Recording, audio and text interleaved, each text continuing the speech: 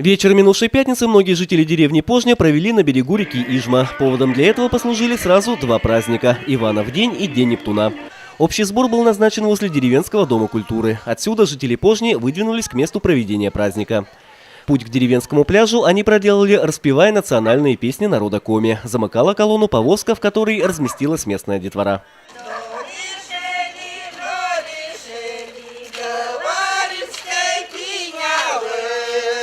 На берегу реки Ижма развернулось настоящее народное гуляние. Каждому участнику праздника было чем заняться. Одни пускались в пляс, другие распевали песни, третьи принимали участие в разнообразных конкурсах. Представители старшего поколения делились с молодежью знаниями о традициях празднования Ивана Купалы. Перед тем, как идти в баню делали купальники, цветочки сплетали в этот веник и шли в баню, выпарились, а потом кидали в речку. В речку кидали и смотрели, как это.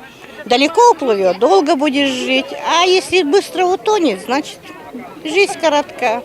Не обошелся праздник и без почетных гостей. Вместе с жителями деревни Пожня в народном гулянии принял участие и заместитель председателя Государственного совета Республики Коми, руководитель Коми регионального отделения партии «Единая Россия» Игорь Леонов. Хороший праздник, уже, скажем так, не одна сотня лет, да, это уже традиция испокон веков в наших настоящих, именно истинных национальных коми-деревнях. Не первый праздник уже участвуем, вот сейчас в Ижме был Лут. Сейчас на Пожне вместе отмечаем. Очень хороший праздник, душевные люди радуются. Самому очень приятно становится. Посетил деревню Пожня и древнеримский бог морей Нептун. На праздник он прибыл на лодке в сопровождении юных русалок. Едва сойдя на берег, Нептун тут же зачитал жителям деревни свой указ.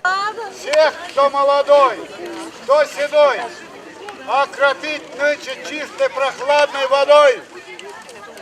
Пусть смоются горести, беды и зло, чтоб потом после этого вам повезло.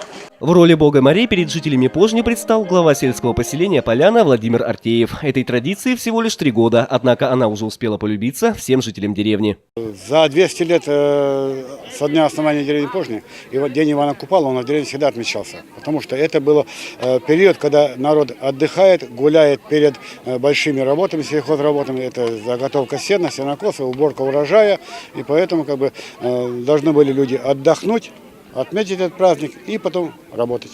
Завершился праздник традиционными прыжками через костер и спуском на воду венков из полевых цветов.